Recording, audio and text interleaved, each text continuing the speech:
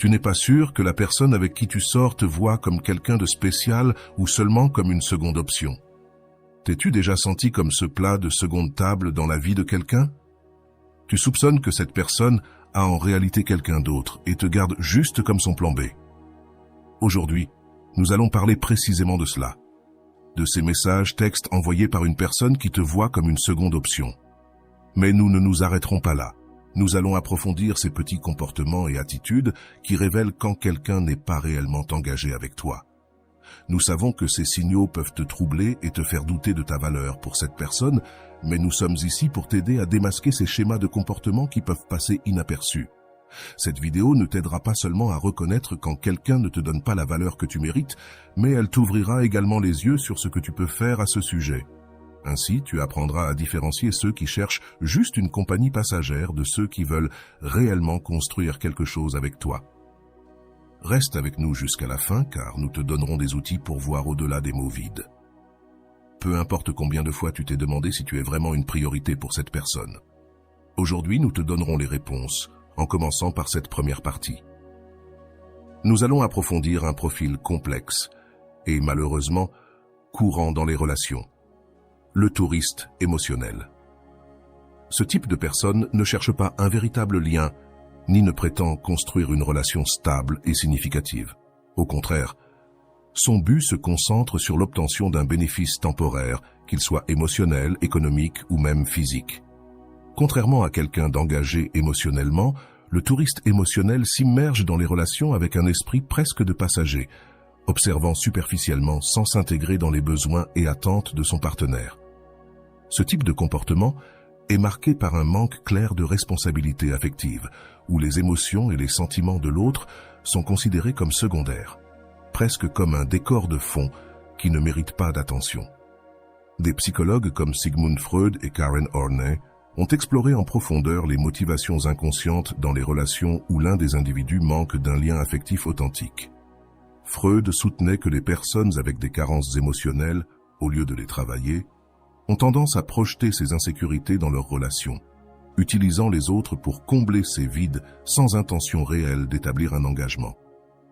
De manière similaire, Horney parlait de l'ombre, un concept qui décrit comment les parties de nous que nous ne voulons pas voir, comme l'irresponsabilité affective ou la désinvolture, émergent dans nos relations de manière destructrice. Le touriste émotionnel est une claire manifestation de cette ombre. Sans développer son empathie, il entre et sort des relations à la recherche de bénéfices personnels. Il est courant de voir le touriste émotionnel utiliser des messages qui ignorent le respect du temps et de l'espace de l'autre. Un message typique serait quelque chose comme « Je veux te voir maintenant, laisse ce que tu fais ». Ce type d'expression ne reflète pas seulement un manque de considération pour l'agenda et les priorités de son partenaire, mais montre aussi comment ce personnage prend le contrôle de la relation depuis une position de pouvoir, où ses désirs prévalent. C'est un signal de quelqu'un qui se sent à l'aise d'exiger de l'attention sans offrir de réciprocité. Ici entre en jeu le concept de responsabilité affective que des psychologues comme Albert Bandura et Carl Rogers soulignent comme fondamental dans toute relation saine. La responsabilité affective implique de prendre soin et de respecter les sentiments de l'autre, quelque chose que le touriste émotionnel évite complètement. Lorsque nous parlons de respect dans une relation, nous parlons d'une volonté active de comprendre les besoins de l'autre. Pour le touriste émotionnel, ces concepts semblent lointains et optionnels dans ces relations. La personne n'est qu'un moyen d'obtenir une gratification momentanée. Bandura mentionne que dans ce type de relation, la valeur de l'autre est réduite à la satisfaction de ses propres besoins sans aucun engagement réel. Autrement dit, si la présence de cette personne ne lui apporte pas un bénéfice immédiat, le touriste émotionnel disparaît ou devient froid et désintéressé. Un autre aspect essentiel du comportement du touriste émotionnel est sa tendance à éviter toute forme de confrontation profonde ou sérieuse. Selon les études de John Bowlby sur l'attachement et l'évitement dans les relations, ce type d'individu présente un comportement d'évitement. Ils ne souhaitent pas approfondir les problèmes car ils savent que cela les obligerait à assumer des engagements qu'ils ne sont simplement pas disposés à prendre. Ainsi, ils restent émotionnellement distants et évitent tout type d'engagement affectif. Cette attitude, en fait, finit par épuiser émotionnellement la personne qui est vraiment intéressée à construire une relation, et celle-ci peut ressentir confusion, douleur et insécurité à cause du comportement désintéressé de son partenaire. Les signaux et les messages du touriste émotionnel sont également souvent ambigus et superficiels. Dans de nombreux cas, il répond aux messages de son partenaire uniquement quand cela l'arrange et pose rarement des questions sur sa vie personnelle ou sur ce qu'il ressent. Ce type de communication unidirectionnelle reflète un manque d'intérêt authentique et un égoïsme qui place ses propres besoins au centre. Viktor Frankl, psychologue et auteur de la logothérapie, soutenait que lorsque quelqu'un vit exclusivement pour satisfaire des besoins égoïstes, sa vie et ses relations perdent sens et profondeur.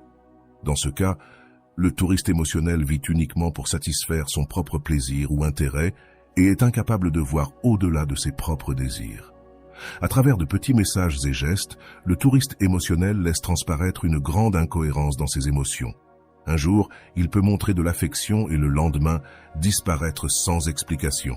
Cela laisse son partenaire confus et dans l'attente constante de sa prochaine apparition. Daniel Kahneman, dans ses recherches sur le comportement humain, suggère que l'incertitude et le manque de constance génèrent de l'anxiété dans les relations. Lorsque quelqu'un entre et sort d'une relation selon ses désirs, cela crée un environnement d'instabilité qui peut s'avérer émotionnellement épuisant pour son partenaire. Dans des cas plus extrêmes, le touriste émotionnel établit des relations symbiotiques parasitaires. Dans cette dynamique, il ne reçoit pas seulement des bénéfices émotionnels ou économiques, mais se nourrit littéralement de l'énergie et des ressources de son partenaire. Solomon Asch, dans ses études sur l'influence sociale, suggère que dans les relations symbiotiques parasitaires, la personne dominante a tendance à supprimer l'individualité et la force émotionnelle de l'autre. Ainsi, le touriste émotionnel, loin de nourrir la relation, extrait tout ce qu'il peut obtenir, laissant son partenaire épuisé et émotionnellement vidé. Non seulement les messages, mais aussi les actes de ces individus montrent leur désintérêt. S'ils ont un rendez-vous avec leur partenaire et que cela ne leur semble pas excitant ou convenable, ils ont tendance à annuler à la dernière minute, se justifiant par des excuses vagues et peu crédibles. Ce comportement révèle leur manque de respect envers le temps et les émotions de l'autre personne. Des psychologues comme Erich Fromm, dans sa théorie sur l'amour mature, nous avertissent que l'amour véritable doit se fonder sur le respect mutuel et la compréhension, et non sur l'utilisation de l'autre pour obtenir un bénéfice. Le touriste émotionnel parle rarement de l'avenir ou de faire des projets à long terme. Cela s'explique par le fait qu'il ne veut s'engager avec rien ni personne. Selon la théorie de l'attachement de Mary Ainsworth et John Bowlby, ce type de personne a généralement un attachement évitant, une manière de se protéger de liens qui nécessitent un investissement émotionnel. Ils ne veulent ni engagement ni implication, ce qui fait que leur partenaire se retrouve constamment piégé dans l'insécurité et la peur de l'abandon. Les messages, alors, deviennent de plus en plus révélateurs. Si la personne n'écrit que pour demander des faveurs, pour obtenir un bénéfice temporaire ou simplement pour satisfaire son ego, il est clair que cette relation ne lui importe vraiment pas. Dans ses recherches, Carl Rogers a souligné que des relations de qualité se construisent avec empathie et respect, et non avec superficialité et intérêt personnel. Le touriste émotionnel est quelqu'un qui est dans la relation seulement de manière passagère, attendant l'occasion de changer de cap à tout moment, dès qu'une meilleure opportunité se présente. Ce type de comportement est caractéristique tant des hommes que des femmes et n'a rien à voir avec le genre. Il est lié à un manque d'engagement authentique et à une mentalité de passager qui recherche constamment de nouvelles émotions et de meilleures opportunités. Dans ce cas, le touriste émotionnel ne cherche pas à établir un lien stable ni à développer un lien profond, mais simplement à être présent tant qu'il n'y a rien de mieux en vue. Il ne s'implique pas complètement mais maintient une distance émotionnelle et une ouverture à quitter la relation dès qu'une autre alternative, qu'il juge plus excitante ou convenable, se présente. Pour le touriste émotionnel, son partenaire est quelqu'un qui peut être remplacé, quelqu'un qui remplit une fonction tant qu'il n'y a pas d'autre option.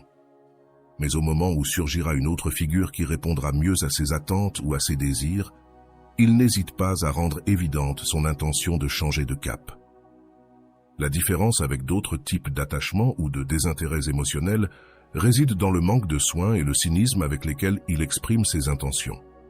Contrairement à quelqu'un avec un attachement évitant, qui a tendance à agir avec ambiguïté ou à éviter, le touriste émotionnel ne se dérange pas pour cacher ses pensées et ses désirs dès qu'ils commencent à pointer dans une autre direction.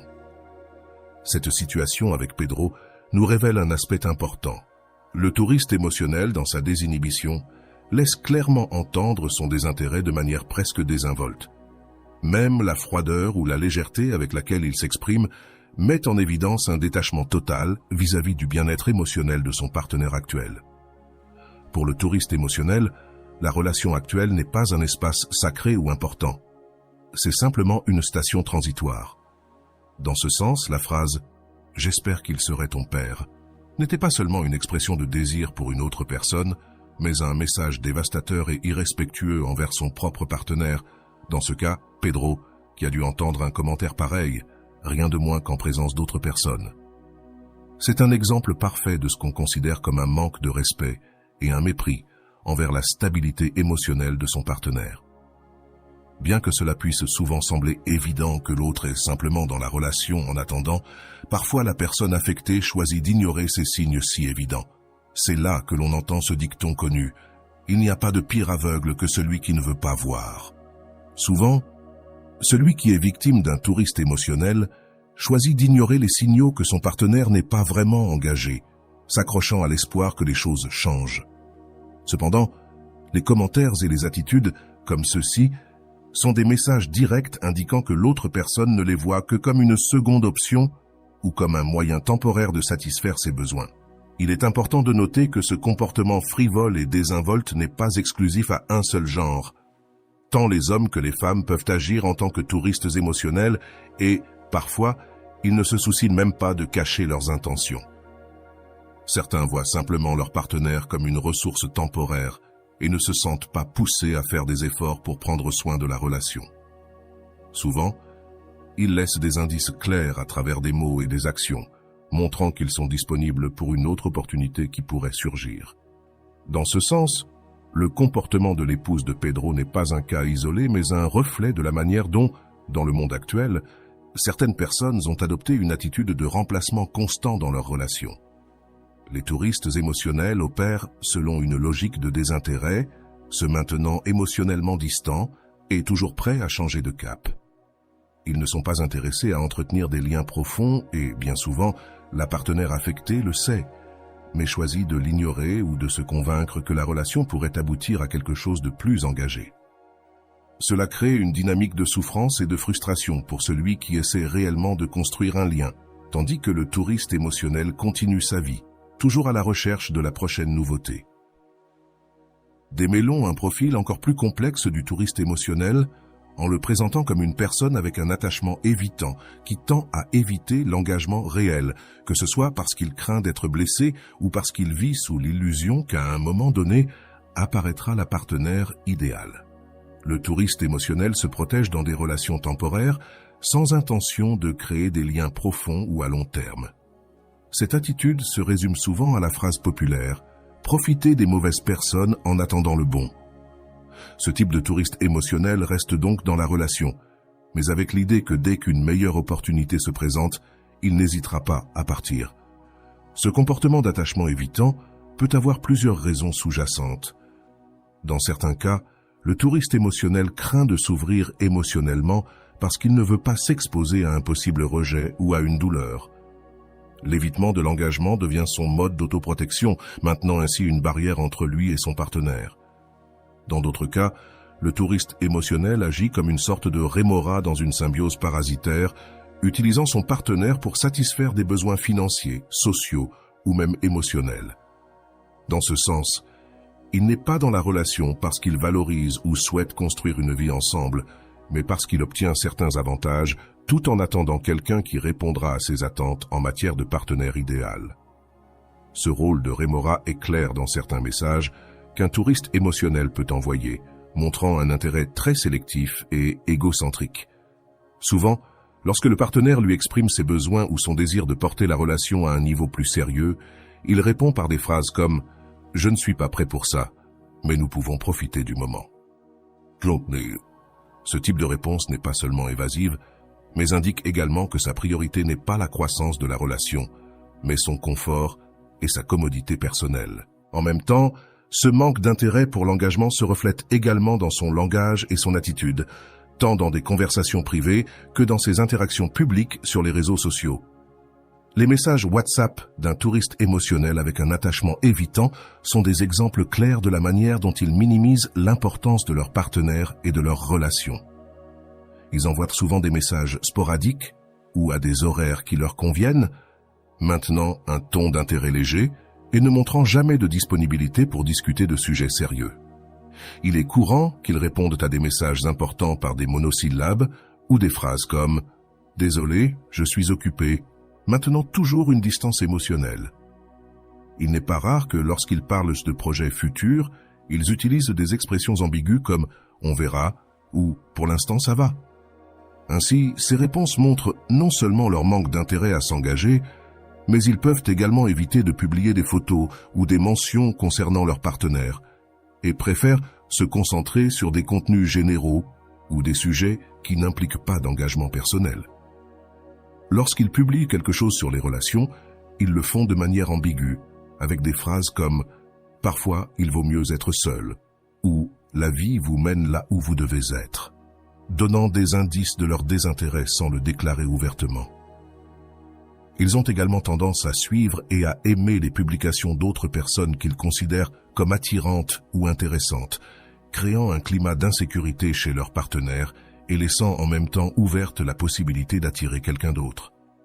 Un autre comportement caractéristique du touriste émotionnel avec un attachement évitant est qu'il envoie des signaux selon lesquels la relation est purement pratique, surtout lorsqu'il dépend de son partenaire pour des aspects matériels ou émotionnels et maintient sa présence uniquement pour ce bénéfice. Ce sont ces personnes qui gardent des phrases comme « Je suis avec toi parce que tu t'occupes des enfants » ou « Avec toi, ça va », mais seulement jusqu'à ce qu'il apparaisse quelqu'un d'autre. Mais elles n'expriment jamais une intention claire de maintenir la relation à long terme. Ce type de touriste émotionnel peut rester pendant des années juste pour maintenir certains avantages, et au moment où il trouve une meilleure opportunité, il disparaît rapidement sans se retourner. Ces messages et comportements créent une dynamique toxique dans la relation. Le partenaire d'un touriste émotionnel se sent souvent utilisé, comme s'il n'était qu'une ressource exploitée temporairement. L'attachement évitant du touriste émotionnel l'amène à voir son partenaire comme un soutien ou un joker pour remplir ses vides ou ses besoins, en attendant l'arrivée de quelqu'un qui répondra à ses attentes. Cette vision utilitaire se reflète également dans les messages et publications sur les réseaux sociaux où il est courant qu'il fasse des commentaires sur les photos d'autres personnes, comme « il, elle est beau, belle » ou « un jour, quelqu'un de spécial arrivera dans ma vie ». Ces gestes, bien que indirects, sont des manières de communiquer que leur relation actuelle n'est pas vraiment significative pour eux. Enfin, le touriste émotionnel avec un attachement évitant montre une indifférence envers les besoins de son partenaire, ce qui se manifeste dans ses réactions lorsque le partenaire demande plus de temps ensemble ou exprime ses émotions. Au lieu de s'impliquer ou d'essayer de comprendre, il répond avec froideur ou minimise les préoccupations de l'autre personne. Il peut en venir à dire des choses comme « Je ne vois pas pourquoi tu fais tout ce drame » ou « Je pense que tu exagères ». Ce type de réponse, en plus d'être blessante, est une manifestation claire de son détachement, ce qui signale que le touriste émotionnel ne voit pas son partenaire comme quelqu'un qui mérite son respect ou son investissement émotionnel à long terme. En conclusion, le touriste émotionnel avec un attachement évitant ne cherche pas une connexion véritable ni un engagement significatif. Le partenaire devient une ressource temporaire, quelqu'un qui l'utilise comme soutien tout en continuant à chercher quelque chose de mieux.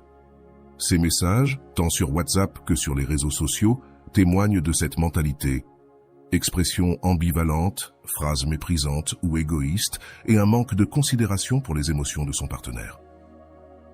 Avec son style de communication et son manque d'empathie, le touriste émotionnel fait clairement comprendre que la relation actuelle n'est qu'une étape dans sa vie, une situation qu'il pense abandonner dès qu'apparaîtra quelque chose qui l'intéresse davantage.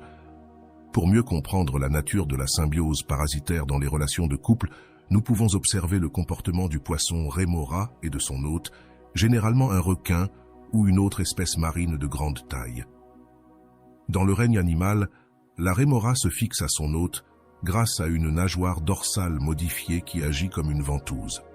Ainsi, la rémora bénéficie de se déplacer sans dépenser d'énergie et d'accéder au reste de nourriture du requin sans avoir à chasser. Cependant, le requin, bien qu'il n'obtienne pas de bénéfice direct de cette relation, ne subit pas non plus de préjudice significatif. Ce modèle de symbiose parasitaire sert de métaphore puissante dans les relations où une personne s'attache émotionnellement et matériellement à son partenaire, obtenant des avantages sans véritablement contribuer à la relation.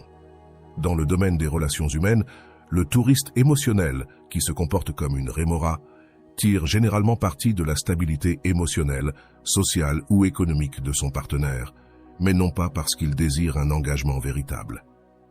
Comme l'explique le psychologue ARF dans son œuvre sur l'amour véritable exige soin et responsabilité, mais le touriste émotionnel manque de ces caractéristiques, car il ne prend que ce dont il a besoin sans rien donner en retour. Ici, le touriste émotionnel agit comme une rémora humaine, incapable de construire une relation de réciprocité, son intérêt étant unidirectionnel et éphémère. Il est important de souligner que le comportement du touriste émotionnel ne doit pas être perçu comme intrinsèquement négatif. Beaucoup de personnes traversent des phases où elles ne recherchent pas d'engagement sérieux ou durable, que ce soit parce qu'elles sont dans une phase de découverte de soi, confrontées à des blessures émotionnelles ou tout simplement parce qu'elles ne ressentent pas le désir d'approfondir une relation. Le véritable problème survient lorsque ce touriste émotionnel ne communique pas clairement ses intentions et permet à l'autre personne de supposer ou d'attendre quelque chose qui ne viendra jamais. Ainsi, ce qui pourrait être une relation légère et mutuellement consentie devient une expérience douloureuse, remplie de confusion et de malentendus. Encourager le dialogue et la clarté dès le début est l'un des outils les plus puissants que vous pouvez utiliser. Imaginez à quel point il serait utile d'ouvrir une conversation honnête avec quelqu'un que vous soupçonnez d'être un touriste émotionnel, en lui demandant directement « Qu'avons-nous ici? Allons-nous construire quelque chose de profond et à long terme, ou souhaitez-vous simplement quelque chose de passager et d'éphémère ?» En exprimant ces questions de manière ouverte et honnête, des opportunités se créent pour établir des attentes claires et, dans le meilleur des cas, éviter les déceptions. Cela favorise non seulement une communication saine, mais permet également aux deux parties de décider si elles sont alignées ou non dans leurs désirs et leurs objectifs. Lorsque les deux acceptent la nature temporaire de la relation, un espace se crée où aucun des deux ne se sent trompé, car ils savent dès le départ quelles sont les limites et les attentes de la connexion. C'est un acte de respect et de responsabilité affective. En effet, le psychologue Carl Rogers souligne l'importance de la congruence dans tout type de lien humain. Agir en cohérence avec ses propres pensées et émotions aide à construire des relations authentiques, même si celles-ci ne sont pas permanentes. De plus, le psychologue Abraham Maslow suggère que la clarté dans les relations contribue à satisfaire nos besoins de sécurité et d'appartenance, évitant frustration et ressentiment. Avec cette compréhension, la porte s'ouvre pour que la relation, qu'elle soit courte ou longue, se développe sans manipulation ni jeu, où les deux personnes peuvent se sentir émotionnellement en sécurité et satisfaites.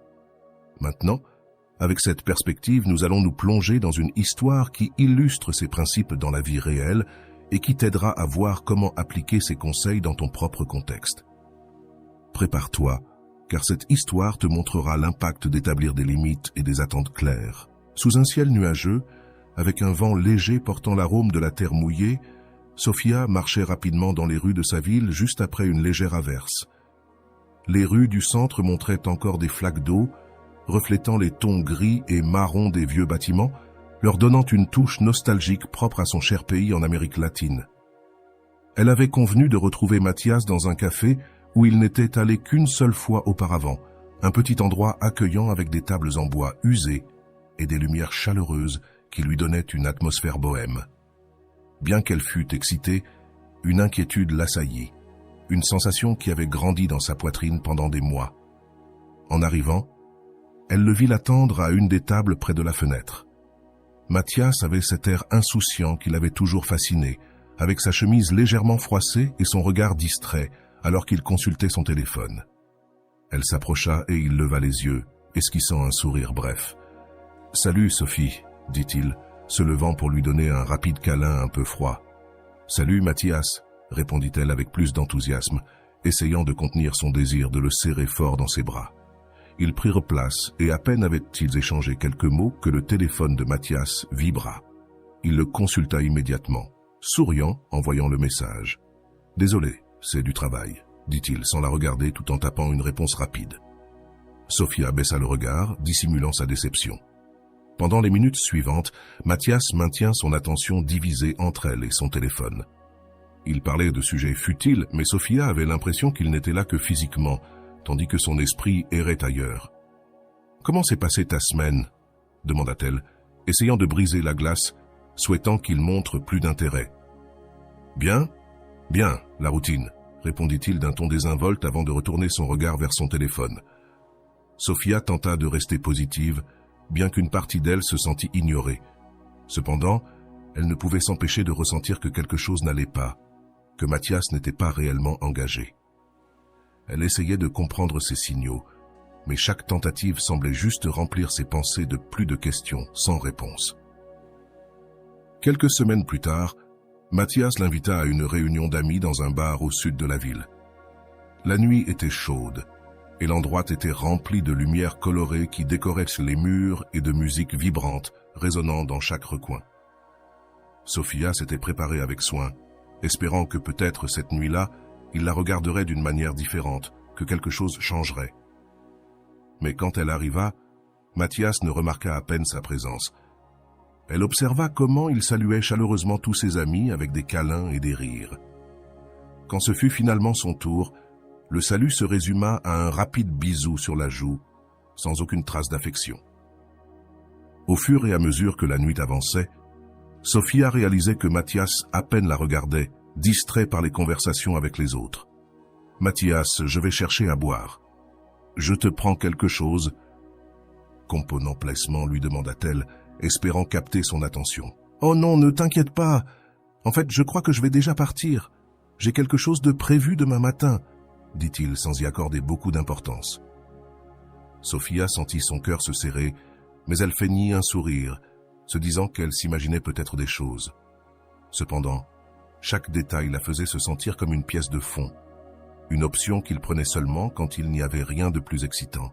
Après cette nuit, les messages de Mathias commencèrent à arriver à des heures tardives, presque toujours après 22 heures, quand il semblait avoir épuisé toutes ses autres options. Sofia remarquait un schéma. Quand elle le contactait pour se voir dans un café ou dans des endroits où ils pouvaient discuter, il était rarement disponible. Mais quand c'était lui qui prenait l'initiative des plans, il se limitait toujours à des rencontres improvisées ou des sorties décontractées, sans but au-delà de passer le temps. Un après-midi, Sofia décida de lui écrire, espérant savoir s'il pourrait recevoir le week-end.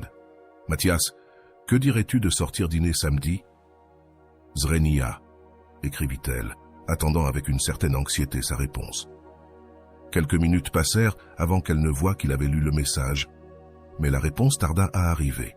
« Samedi, je serai occupé, mais je t'avertirai si j'ai un moment libre après 10 heures, » répondit-il, sans ajouter plus. Sofia sentit un vide dans son estomac. La réponse non seulement la laissait en attente, mais montrait aussi un total manque de considération. Il ne la recherchait que lorsqu'il avait du temps libre, quand il n'y avait rien de plus intéressant à faire. Malgré la déception, elle décida d'ignorer son malaise, se convainquant qu'elle ne devait pas être si exigeante. Un soir de vendredi, il lui envoya un message inattendu. « Que fais-tu maintenant ?» La question lui procura un mélange d'émotions. D'un côté, elle était heureuse d'avoir de ses nouvelles, mais en même temps, elle savait que ce n'était pas une véritable invitation, mais plutôt une proposition décontractée. Elle hésita quelques secondes avant de répondre, mais son désir d'être avec lui était plus fort. « Rien d'important. »« As-tu des plans ?» répondit-elle, essayant de paraître détachée. « Viens chez moi, j'ai un peu de vin.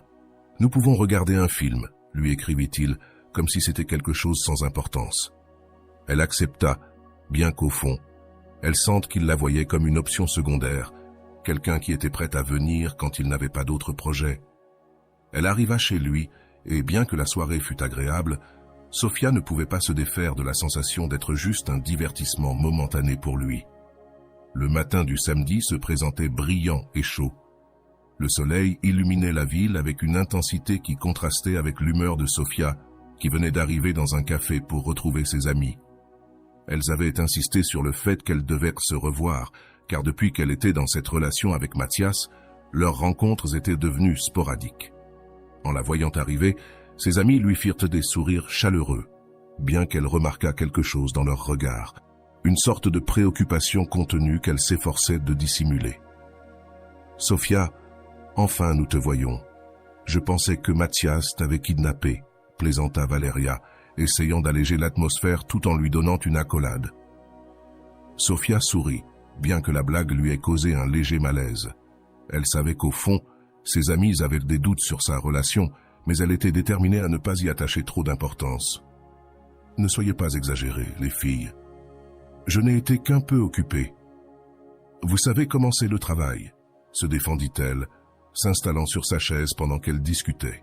Valeria et Camilla partageaient des anecdotes et des nouvelles sur leur propre vie. Cependant, chaque fois que la conversation tournait autour de Mathias, Sofia remarquait que ses amis échangeaient des regards mal à l'aise. Finalement, Valeria rompit le silence. « Sofia, je ne veux pas paraître la copine curieuse, mais ça va avec Mathias ?» demanda-t-elle d'un ton prudent. « De l'extérieur, il semble qu'il ne te prend pas au sérieux. »« Qu'est-ce que tu veux dire ?»« Zrenia » répondit Sofia, se sentant un peu sur la défensive. Camilla soupira, regardant Valeria comme si elle demandait la permission de parler. « Écoute, Sofia, nous ne voulons pas juger, mais nous avons remarqué qu'il ne t'écrit que lorsqu'il vient. C'est comme si tu étais seulement disponible quand il n'a rien de mieux à faire. » Sofia ressentit une douleur dans la poitrine, mais elle se hâta de défendre Mathias. « C'est qu'il est très occupé, les filles. Il n'a pas toujours le temps, et je ne veux pas non plus être sur son dos tout le temps. Je préfère lui laisser de l'espace. » Valeria acquiesça, bien qu'elle ne semblât pas convaincue. « Mais une chose est de donner de l'espace, et une autre est qu'il te cherche seulement quand il n'a pas d'autre projet. Ne te fâche pas, mais il semble que pour lui, tu es comme une seconde option. » Les mots résonnèrent dans sa tête. Bien qu'elle essayât de les ignorer, elle se sentit attaquée, comme si elle ne comprenait pas à quel point la relation qu'elle partageait avec Mathias était spéciale. Elle décida donc de changer de sujet, évitant l'inconfort qu'elle ressentait en faisant face à cette vérité qu'elle avait tenté d'éviter. Malgré qu'elle tentât de mettre de côté le commentaire de ses amis, les paroles de Valeria continuaient de résonner dans son esprit. Elle commença à voir ses messages avec Mathias d'un autre œil, observant qu'en réalité, il se souciait rarement de ses sentiments ou de ses besoins. Cependant, au lieu de faire face à cette vérité, Sofia préféra se convaincre que ses amis exagéraient. Quelques jours plus tard, alors qu'elle parcourait les réseaux sociaux, elle remarqua que Mathias avait publié des photos lors d'une sortie avec des amis. Sofia n'avait pas été invitée. Elle n'avait même pas eu vent de ses projets. Elle tenta d'ignorer le sentiment d'exclusion, se disant qu'il ne voulait probablement pas qu'elle se sente obligée d'y aller, mais une partie d'elle commençait à se sentir de plus en plus insécure. Juste à ce moment-là, elle reçoit un message de Valeria. « Tu l'as vu ?» disait le message accompagné de la capture d'écran de la publication de Mathias. Sofia a essayé de l'ignorer. Elle ne voulait pas parler de ce sujet avec ses amis, car chaque conversation semblait aggraver son insécurité. Elle a ignoré le message de Valeria, laissant le silence parler pour elle. Au fond d'elle, elle préférait garder l'idée que tout allait bien, et que ses amis ne comprenaient tout simplement pas la relation spéciale qu'elle avait avec Mathias. Les semaines passèrent, et la distance entre Sofia et ses amis s'accentua. Chaque fois qu'elles essayaient d'aborder le sujet de Mathias, elles s'éloignaient, comme si devoir affronter leurs paroles signifiait accepter une réalité qu'elle n'était pas prête à voir. Dans son esprit, elle préférait penser qu'elle se trompait, que la relation avec Mathias avait une signification profonde que ses amis ne pouvaient comprendre. Mais les comportements de Mathias restaient un peu les mêmes, lui prêtant attention seulement quand cela l'arrangeait. Chaque fois qu'il la contactait, c'était de manière décontractée, sans engagement ni véritable intérêt. Un vendredi soir, lorsque Mathias lui envoya un message pour la voir, elle accepta immédiatement, même si elle savait qu'il ne la cherchait que lors de ses moments de loisir. À son arrivée dans son appartement, elle tenta de lui demander s'ils pouvaient faire quelque chose ensemble le week-end, mais il évita le sujet, changeant rapidement de conversation. « Ça ne te dirait pas de sortir quelque part dimanche ?» lui demanda Sofia, essayant de paraître détachée. Mathias haussait les épaules et répondit sans enthousiasme « Je vais voir si j'ai le temps, mais je ne te promets rien. J'ai beaucoup de choses à faire », dit-il presque sans la regarder. Sofia força un sourire, essayant de ne pas montrer sa déception. Bien que chaque acte et chaque mot de lui montrait qu'il ne la valorisait pas, elle s'accrochait à l'espoir qu'un jour tout changerait. La semaine suivante, alors qu'elle marchait seule dans les rues de la ville, la solitude commença à peser. Ses amis lui parlèrent de moins en moins, et Mathias demeurait une présence distante et inaccessible dans sa vie. Mais au lieu d'accepter les avertissements et les conseils qu'on lui avait donnés, Sofia choisit le silence, s'accrochant à l'idée qu'avec le temps, il pourrait la valoriser comme elle le désirait. Ainsi, le cycle continua, avec Sofia ignorant les messages et les signaux que Mathias envoyait, s'accrochant à une relation qui, à tout point de vue, la plaçait en second plan. C'était une nuit chaude et étouffante dans la ville. Sofia marchait anxieusement dans son appartement, repassant mentalement ce qu'elle avait préparé pour parler à Mathias. Elle avait passé des nuits entières à réfléchir, à douter, et ensuite à se donner du courage pour le confronter, pour lui faire comprendre combien il comptait pour elle et combien elle attendait de lui. Elle savait que cette nuit marquerait un tournant. Elle se regarda dans le miroir, respira profondément et décida que, quoi qu'il arrive, au moins elle sortirait de là sans le lourd fardeau de toutes ces paroles non dites. Lorsque Mathias arriva enfin, il avait cette attitude décontractée et désinvolte qui la troublait tant. Pour lui, c'était juste une autre visite, et cela se voyait dans son regard, sans le moindre semblant d'empathie ou de curiosité pour ce qu'elle était sur le point de lui dire. « Mathias, je veux te parler de quelque chose d'important », lui dit-elle, essayant de garder son calme. Il s'assit sur le canapé, un peu fatigué et sans la regarder directement.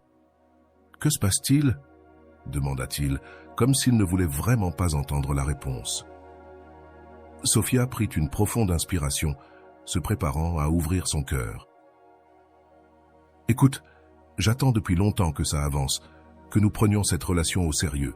Je ne veux plus jouer. Je veux construire quelque chose à long terme.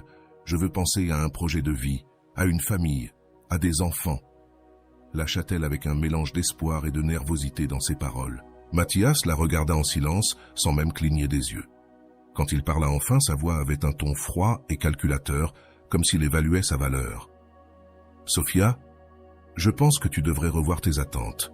Tu vises trop haut pour la classe de femme que tu es. » Le coup fut si direct et brutal que Sofia sentit son cœur se briser en 1000 morceaux. Les mots de Mathias résonnèrent dans sa tête encore et encore, comme un écho implacable qui ne laissait place à aucune autre émotion que la douleur. Elle sentit la colère monter en elle depuis l'estomac, et l'humiliation qu'elle avait ressentie pendant si longtemps se transforma en une sorte d'énergie froide et puissante.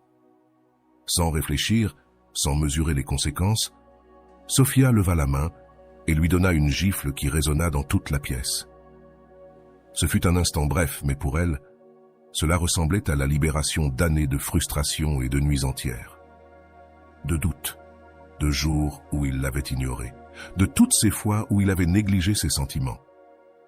Mathias, surpris, resta silencieux, se portant une main à la joue, sans comprendre tout à fait la réaction de Sofia. Mais il ne s'excusa pas, il ne montra pas la moindre parcelle de remords, son silence en disait long. Il n'y avait ni remords, ni honte sur son visage. Pour lui, Sofia n'était rien de plus qu'une personne avec qui passer le temps, une femme facile, comme il l'avait lui-même insinué. Sofia resta là, immobile, le regardant avec un mélange de colère et de déception. C'est à cet instant qu'elle comprit, avec une clarté écrasante, la réalité de ce qu'elle avait toujours été pour lui. Une seconde option, quelqu'un qu'il pouvait mépriser sans réserve. Mathias la voyait comme une femme de seconde zone, quelqu'un sans la dignité suffisante pour aspirer à quelque chose de plus que son mépris déguisé en compagnie occasionnelle. « Je ne peux pas croire que je me sois trompée sur moi-même pendant si longtemps, » murmura Sofia, presque sans réaliser qu'elle parlait à voix haute. Tout au long de leur relation, elle avait permis qu'il la traite comme une subordonnée, quelqu'un qui devait gagner son attention et son respect, juste pour recevoir en retour des miettes d'affection. Elle avait été aveugle par l'espoir qu'éventuellement, il la verrait comme quelque chose de plus. Mais cette gifle qu'il lui avait donnée bien qu'elle ait jailli de sa douleur et de sa colère, fut aussi le coup qui l'éveilla de son propre mensonge. Mathias, cependant, resta sur sa position, la regardant comme si c'était elle qui avait tort, comme s'il était ridicule d'aspirer à quelque chose de plus. « Vraiment, Sophia, regarde-toi. As-tu pensé que je pouvais te donner tout ce que tu veux ?» lui dit-il avec une froideur déchirante. Ses dernières paroles furent le clou qui scella son destin. Sophia réalisa, à cet instant précis, qu'elle avait permis chaque mépris, chaque dédain, chaque mensonge qu'il lui avait lancé comme une sorte de poison lent.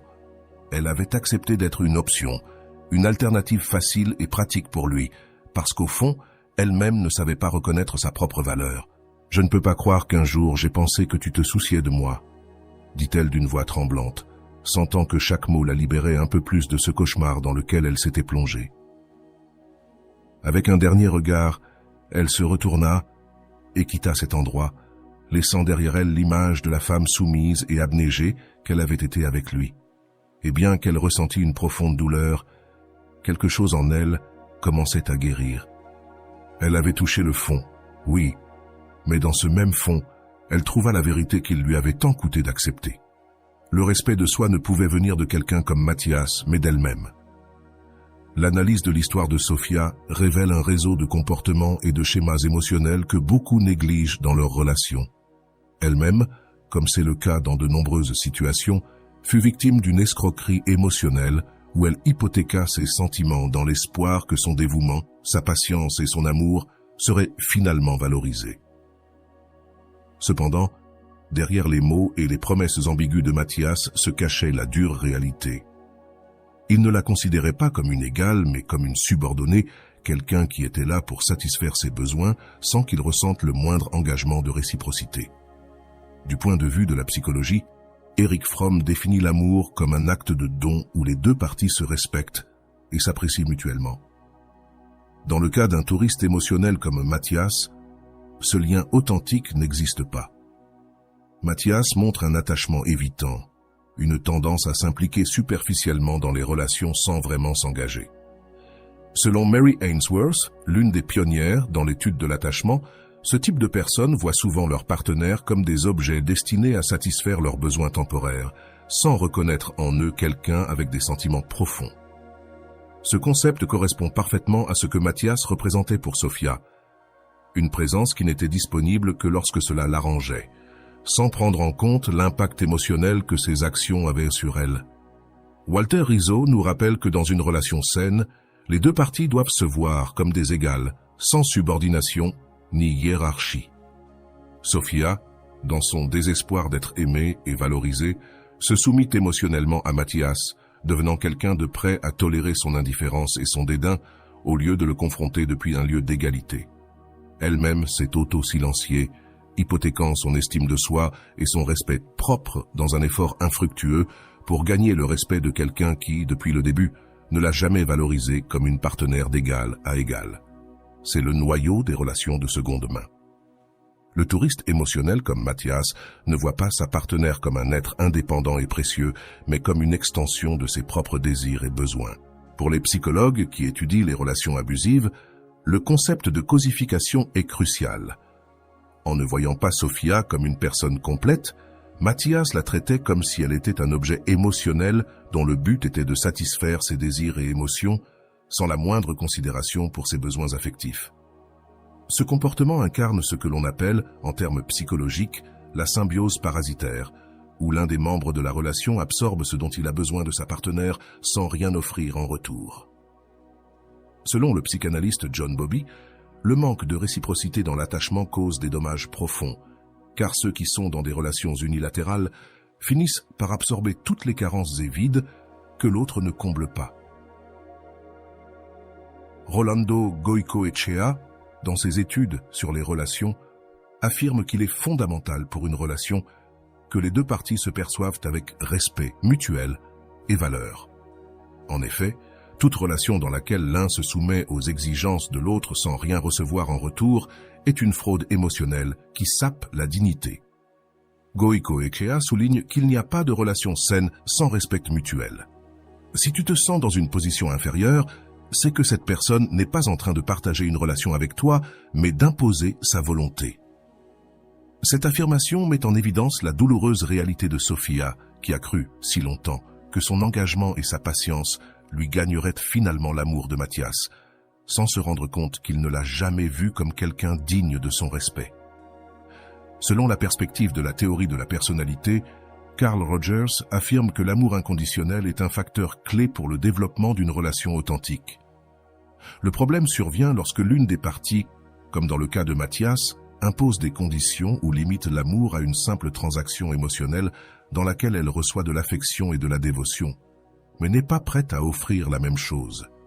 Sofia est tombée dans un piège émotionnel en ignorant ces signaux, hypnotisée par l'illusion que sa persistance et son sacrifice seraient suffisants pour gagner l'amour qu'elle désirait tant. Son cas met également en lumière ce qu'Abraham Maslow qualifie de besoin d'appartenance. Dans sa quête de validation, elle a ignoré son besoin d'auto-réalisation et de respect propre, concentrant toute son énergie sur quelqu'un qui, au final, ne l'a jamais vu comme un être égal. Cela n'a pas seulement exposé ses vulnérabilités, mais lui a aussi montré comment son besoin d'être aimé et accepté l'a conduite à sacrifier des parties essentielles de son être. C'est une leçon douloureuse que beaucoup doivent apprendre en se confrontant à la réalité d'un touriste émotionnel. L'absence d'un projet de vie ou d'un centre essentiel dans la vie de Sofia a été l'un des facteurs qui lui ont permis d'être manipulée si facilement par Mathias. Viktor Frankl mentionne, dans ses études sur la quête de sens, qu'une personne sans but propre est plus encline à tomber dans des relations destructrices, car elle dépose sa valeur dans l'approbation des autres au lieu de construire une identité propre. Sofia, dans son désir d'appartenir et de se sentir aimée, a perdu de vue sa propre valeur et a fini par dépendre de quelqu'un qui n'était pas intéressé à la voir grandir, mais à la maintenir dans un état de dépendance émotionnelle. L'analyse de cette histoire souligne l'importance de l'auto-affirmation dans une relation. Comme le propose Martin Seligman dans ses recherches sur la psychologie positive, il est essentiel qu'une personne soit capable de poser des limites et d'exiger du respect dans ses relations. Sinon, elle devient quelqu'un qui subit passivement le désintérêt et le mépris de ceux qui ne sont pas prêts à la voir comme un égal. Sofia a manqué de cette auto-affirmation et, au lieu de reconnaître ses besoins et ses désirs, elle s'est laissée emporter par la narration que Mathias a imposée à la relation, ce qui l'a conduite à une spirale de douleur et d'auto-évaluation. Bien qu'elle ait réussi à verbaliser ce qu'elle désirait de la relation, sa réaction révèle le véritable caractère du touriste émotionnel, mépris et condescendance. Mathias la voit comme quelqu'un d'inférieur, non seulement sur le plan émotionnel, mais aussi en termes d'aspiration. La phrase « tu vises trop haut pour le type de femme que tu es » expose le noyau de sa pensée. Dans son esprit, elle n'a jamais été assez précieuse pour mériter une relation réelle et engagée. Le mépris de Mathias est évident, un reflet de ce que de nombreux psychologues appellent la projection narcissique, dans laquelle une personne attribue ses propres limitations ou insécurités à son partenaire. La psychologie clinique suggère que ce type de personnalité utilise souvent les autres pour s'élever, voyant son partenaire comme une seconde option, quelqu'un dont on peut obtenir satisfaction sans rien offrir en retour. La leçon que l'histoire de Sofia nous laisse est claire. Sans respect mutuel, une relation devient une chaîne de subordination et d'abus émotionnels, où une partie profite aux dépens de l'autre. Comme le souligne Gojko Ekea, pour qu'une relation soit saine, les deux personnes doivent être prêtes à reconnaître la valeur de l'autre et à les traiter comme des égaux, pas comme une marchandise émotionnelle. Dans cette histoire, nous pouvons voir un exemple clair d'une relation de pouvoir où l'une des parties, en l'occurrence Mathias, assume le rôle de supérieur tandis que Sofia, notre protagoniste, est reléguée à une position subordonnée. Les relations de pouvoir ne sont pas exclusives au genre. Elles affectent à la fois les hommes et les femmes.